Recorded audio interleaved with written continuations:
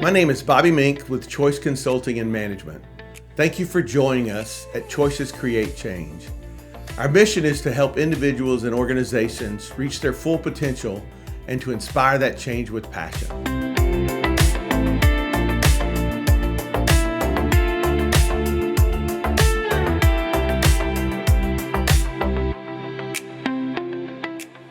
Today we're going to be finishing our series on leadership, 15 things that great leaders do.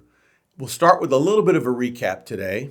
Just a reminder, leadership is the work of creating and maintaining an environment in which people can accomplish goals efficiently and effectively. Our job as leaders is to make sure people can execute with clarity what they're supposed to be doing, and our job is to create those environments for them. The first leadership trait we talked about is making others feel safe to speak up. We need to make sure we're always creating an environment that is absence of fear, where people feel comfortable bringing ideas or frustrations or even challenges to the company or the organization or the things that they're working on. But it is our job as leaders to make sure that we create that environment where people feel comfortable, they don't feel threatened of bringing ideas and thoughts and challenges back up to us, which create the opportunity to move the person or the department or the organization forward. We also talked about making good decisions. Good leaders are good at making decisions. They get enough information, they look for enough of the facts and details that they need to be able to make the decision that needs to be made. Good leaders do not wait and procrastinate. We need to make timely decisions to move our company or organization department forward. So great leaders are always making decisions. We need to make sure that we're communicating expectations. It is very frustrating to be in an environment where you're not exactly sure what you're supposed to do, when you're supposed to do it, or even what the results should look like. But good leaders always communicate expectations. And a takeaway for you today is it's not real if it's not written. So we don't just talk about the expectations we're looking for, but we have them in writing so that the person on our team, in our department, in our organization has a written responsibility and written results of what we're hoping that they can accomplish through what they're doing. So we have communicated the expectations that we have for this person on our team in the position they're in. We also, as leaders, need to challenge people to think. We need to make sure if there's a situation that's happening that's frustrating or we're not sure, that we allow the time for some creativity. Maybe we've always done it this way, but it's not working. And so the person on our team needs to feel comfortable going, I know that I've been doing it this way for a while, but I've been thinking and I've been noticing, do you think we could change this process, this spreadsheet, this schedule that might improve? But we have to make sure we create an environment where we're always challenge people to be thinking and thinking outside the box. Our goal should be to create an environment, a culture of continuous improvement. People should always be trying to push the envelope of how we get better and better and better. And we as leaders have to create that environment of thinking. Just because we've always done it this way and the results might be what we not want right now, I need to be in a situation where I can think and present a different idea, right? So we're going to challenge the people on our team or in our environment to make sure they're always thinking and even thinking outside the box. We need to make sure we as leaders are accountable to others. We need to not only do our job, but we need to do what we say, and we need to be able to allow people to watch us and hold us accountable if we miss the mark. But as good leaders, we need to be accountable. We're living or trying to live in our core values. We're trying to stay focused on the mission. We're trying to do our task and responsibilities that I'm responsible for to help move the organization forward. And I need to be able to admit when I fail or stumble or don't do what I'm supposed to do. I need to be big enough to admit to the room that I've had some struggles. And so I need to be accountable, not only for myself, but people need to be able to hold me accountable for what we're doing in the organization. So good leaders are accountable for themselves and their actions in the organization. We also need to lead by example. We need to live the core values. We need to demonstrate the mission. We need to people to see that we're also pushing toward the results that we're after. Leading by example sounds easy, but I notice a lot of company owners, a lot of department heads and vice presidents struggle with being consistent in their behavior. But our goal should be, as a great leader, is to try to always be leading by example. Here's the next area. We need to measure and reward performance. Most organizations that I'm currently coaching across the country, this is one of the biggest struggles that we have. As I mentioned earlier, it's not real if it's not written. And what happens is we have a lot of communication, a lot of talking, and a lot of conversations about what should be happening or what is happening. And you cannot manage conversations, and you cannot hold people accountable for conversations. What I said and what they heard may not be exactly the same thing. So we need to make sure that we're measuring. How do I know if I'm doing a good job on the team if I'm not looking at the results of what I'm working on? We should be measuring what's happening daily, weekly, monthly, and we should be reviewing that. And if we're getting behind on what we're supposed to be doing, then we need to have a conversation about why and how can we help you, coach you, train you, equip you to get back on target with what they're supposed to be doing. And if you're crushing it, we also as leaders need to make sure we're rewarding the top performers. The people that are doing an amazing job, we need to notice and we need to value and make sure we keep them engaged. So good leaders are always measuring and rewarding performance to keep their top performers in the environment with the organization, but also helping everybody understand when you're winning or when you're struggling because of the things that we're measuring and tracking. We need to create a culture as leaders of continuous feedback. People need to know how they're doing. Most organizations are not great at staying in touch with their people weekly, monthly, quarterly, or even annually, just to touch base about how things are going. Not necessarily to criticize or to find fault, but how is it going? What are some things that you've been doing well? Let them brag on themselves. What are some areas that you think you're struggling or you might need to improve in? And then how do we develop a plan to help you move yourself forward in these areas that are struggling? But you need to create an environment where they have feedback. And also, if you're not good at saying thank you or noticing people, we need to begin to develop the tool in ourselves of recognizing and being accountable to others. If somebody's doing a good job, somebody needs to notice and somebody needs to say something, right? We always notice when somebody's doing a bad job, and we always seem to have that conversation.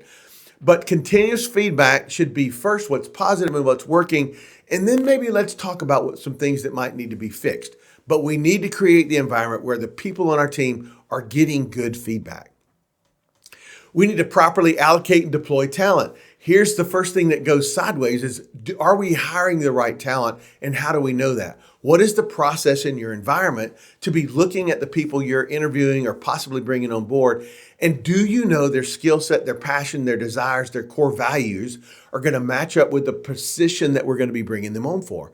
If not, we need to start developing a process to be able to understand the talent that we're talking to before we allocate or deploy that talent, right? So we need to make sure we understand the person and their skill set meets the job. And then we need to make sure that that job fits what they're doing. And then we need to make sure as we're growing and making progress, do we have enough talent and has some of our talent developed and they can move on to the next opportunity in the organization so that we always have our finger on the pulse of how our team's doing, how we're growing, what people we have on the bench that are going to be our future leaders or department heads. We need to have a process to make sure we properly allocate and deploy talent, but also evaluate that talent even before we bring them on. Number 10 of the first 15 that we're going to be talking about, number 10 on leadership traits is ask questions and seek counsel. Great leaders ask 50% more questions than they make directives, telling people what to do. The best way in a leader to help responsibility and accountability and ownership to stay in the seat and in the position that it's supposed to be in is with questions. So if there is a problem and they're coming to you for a solution, it's always best to respond with questions. Tell me about the situation. Tell me about what you think went wrong. Tell me about what you think caused it. What do you think we need to do? If this was your company, what do you think we need to do? So we need to always be asking questions, and we need to not be asking questions to catch people doing things wrong or create this environment of fear, but we need to be asking questions so that we can understand. 7 habits of highly effective people. Seek first to understand and then to be understood. Before I'm going to make some judgment call on what I'm seeing or hearing, let me find out what's going on. Let me ask some questions first. And then if I'm not sure, Good leaders seek counsel. Do I have some peers, other company owners, other department heads, other vice presidents, other moms, other dads that I could get some input and insight on because I'm struggling with this topic or this situation and I may need some help? So really good leaders are always asking a lot of questions and then seeking help and counsel if they need it. All right, on our list of 15 things good leaders do, number 1 is problem solve and avoiding procrastination. So for me, when a problem arises, one of the things we need to begin to ask is what happened? Yes, we need to help solve the problem, move toward the solution, move the situation forward, but we also need to begin to ask what happened? What is creating this problem? Usually problems are symptoms of something in the system or process. There's sometimes people, but 90% of the time, it's usually the system or the process that's failing. So good leaders are all about solving the problem. And you find a lot of people waiting for an answer or waiting for somebody to give direction because nobody's pushing toward the solution. Successful leaders tackle issues head on and they figure out a way to discover the heart of the matter at hand. We just talked about asking questions. That is the key to problem solving. Here's the other thing. As a problem solver, I don't need to have all the answers because I won't. But I need to create an environment where when problems arise, we tackle them quickly. We start to diagnose the cause, the symptoms, what's happening. And then we try to move to solutions as fast as possible.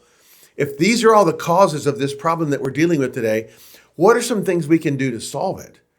Let's get to that very quickly. And when we get to solving it, who's going to do these tasks that will create the solution, right? Avoiding procrastination is what kills our culture and our people. I brought up an issue weeks ago and I haven't heard anything. I brought up a situation last week and it was very, very touch and go, very difficult.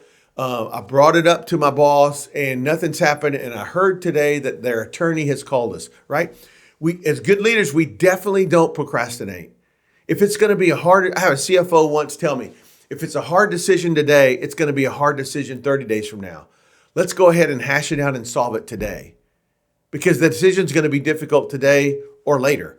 So good leaders don't procrastinate. We don't wait around and hope something changes or when I get around to it, right? So good leaders, we go right to problem solving. We use the team to help us do that. We unpack the causes and we move to solutions as quickly as we can. And we do that in a timely manner to keep our people and our organization moving forward. Don't be the weight that's dragging everybody down. Problem solving and avoiding procrastination. Great leaders bring positive energy and attitude to their position, their organization, their department, their family, right? Positive energy. Successful leaders create a positive and inspiring workplace culture. And by that, I don't mean you have to be a cheerleader. You have to be super bubbly. You have to be super excitable and joyous and smiling 24/7. No, what I'm saying is that we can do this. Good leaders show up with, if there's an issue, we're going to find the answer. If there's a problem, we're going to figure out how to fix it. We're going to move this thing forward. We can do this, right? The good book says we can do all things. So great leaders bring positive energy that we can work through this and we can move forward and we can make things happen. So we need to make sure as a good leader, we bring positive energy. It is really difficult to work in an environment where the leadership, the department head, the vice president, the parent is probably not going to work. It's probably going to be terrible. This is probably going to be bad. I'm not sure we should be doing that. I mean, that sad commentary creates a very difficult place to be excited and passionate and to move things forward. We need to have an attitude that we can do this, and we need to bring energy going. Keep working at it. Keep trying. You're going to get it. If you need help, help me, right? Successful leaders create a positive and inspiring workplace culture. And if you do, let me just share that. Culture trumps everything. When you create a place where people love to work and they're passionate and they use their gift and talents to the maximum and they show up trying to make things better and they're trying to continuously improve, your competitor down the street is going to lose, right? And we as leaders create those cultures. We are the catalyst for that positive energy and attitude. Everything rises on and falls on leadership is what John Maxwell said. So we have to sit in that position even if we have to force it and you're not super bubbly, and you may not always be positive, and you may not always have a great attitude, we're going to have to force ourselves to work on the fact that we're creating culture and environments where people need to thrive and they need to excel and get their work done efficiently and effectively. That's what we do as leaders. So work on bringing positive energy and a positive attitude to the workplace or your department every day makes a huge difference. Another thing really good leaders do is they're good teachers. You don't have to have a degree in teaching. You don't have to be a teacher by degree. You don't have to be a teacher by profession. Many people in the workplace will tell you that their leaders used to teach, but they've stopped. Successful leaders never stop teaching because they're self-motivated to learn themselves. So one of the things that we do is we realize if we're having a situation where someone's struggling, if there are some problems that are going on, we want to approach the situation and find out what's going on. So we're going to ask 50% more questions. And once we begin to have that dialogue, we begin to unpack things that maybe they don't understand or they were never taught or never trained. We get an opportunity to say, would you like to find out more about? Would you like to hear how we might be able to solve this?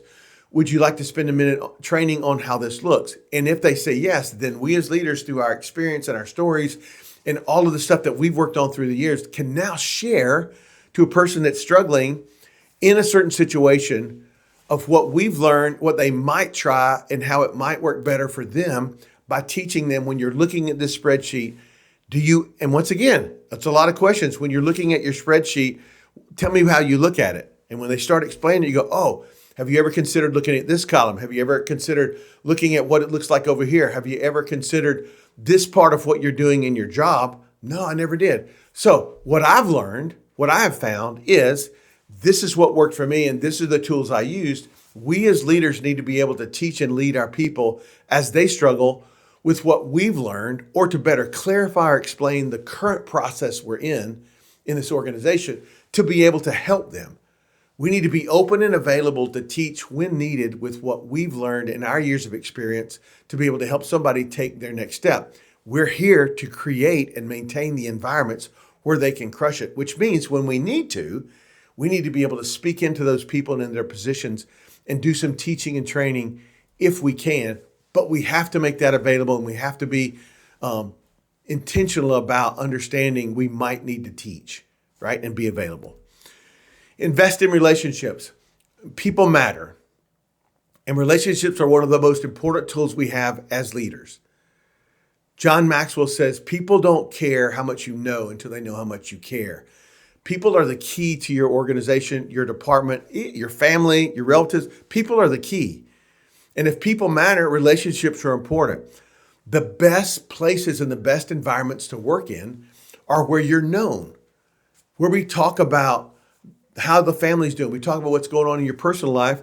Careful, don't cross the HR or the legal conversations, but for me to be genuinely concerned with how you're doing, how are you liking your job, how are you understanding what you're working on, how was the soccer tournament over the weekend? Like, it needs to be personal, and we need to take the time to listen, because successful leaders don't focus on protecting just me and I'm looking out for number one and I'm the most important thing.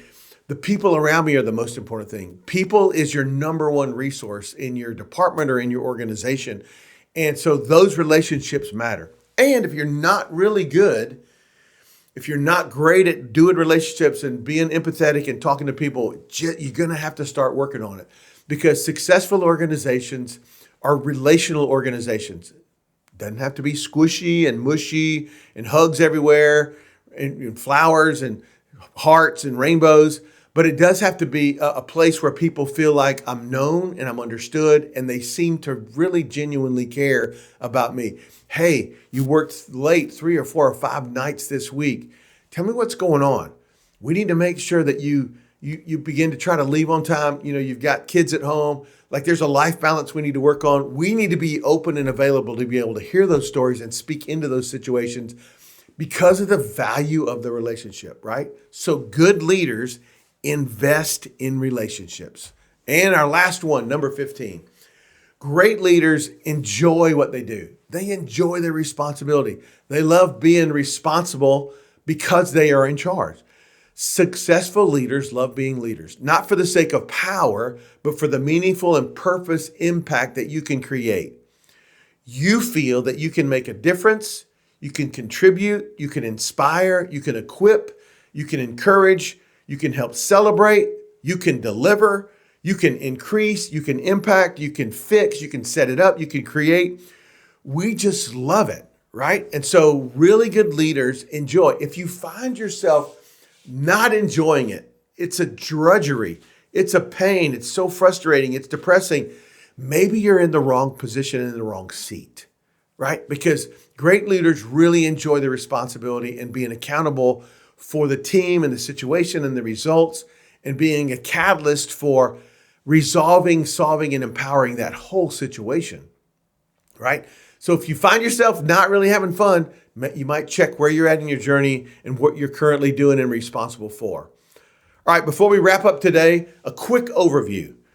Number one, great leaders, we make others feel safe to speak up. We make decisions, we don't wait. We communicate in writing expectations. We challenge people to think. Continuous improvement should be the new motto of our department or our organization. We're accountable to others. Watch me. I'm trying to lead by example. And if you see something's wrong, I'm big enough, I'm man enough, I'm woman enough, I'm mature enough to be able to take that conversation and that criticism, but I'm accountable for my actions. I lead by example. I try to live the core values. I try to demonstrate the mission. I try to make sure I'm presenting the way that the company wants us to present, and I want you guys to follow me. So we're trying to lead by example. We measure and reward performance. We measure in writing the metrics that we are thinking that you should be responsible for and the results you're getting or not getting. So we're measuring those metrics, and we're having conversations about what they are. And the people that are crushing it, we got our eye on those situations, and we are rewarding those high performers. We provide continuous and feedback. We can create a situation and an environment where people know that we notice, because we have a process to be able to give feedback as people work day by day, week by week, month by month.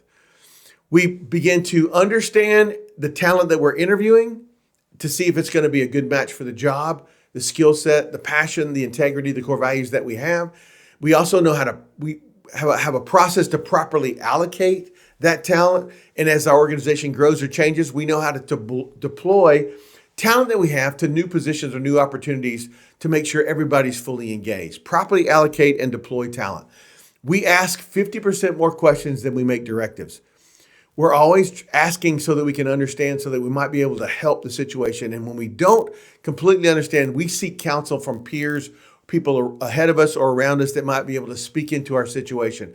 But we ask questions and we seek counsel. We solve problems looking for causes and solutions, not necessarily trying to catch a person who's messing up.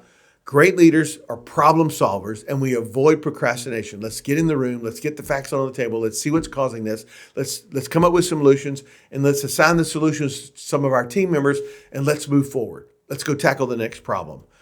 We are positive energy and attitude. We try to create an environment that uplifts people to know that we can do this together. No matter how bad it was last week or this week or yesterday or this morning, we can do this.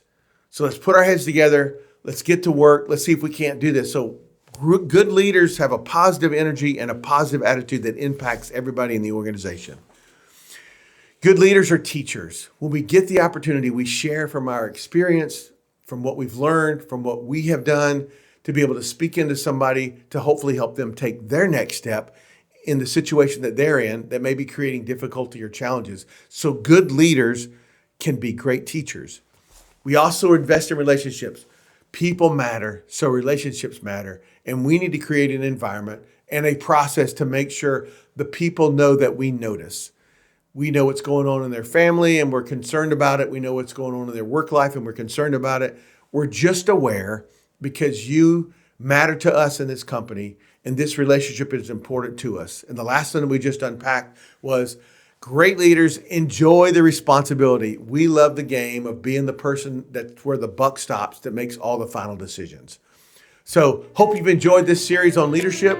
This is Bobby Mink with Choices Create Change podcast. God bless.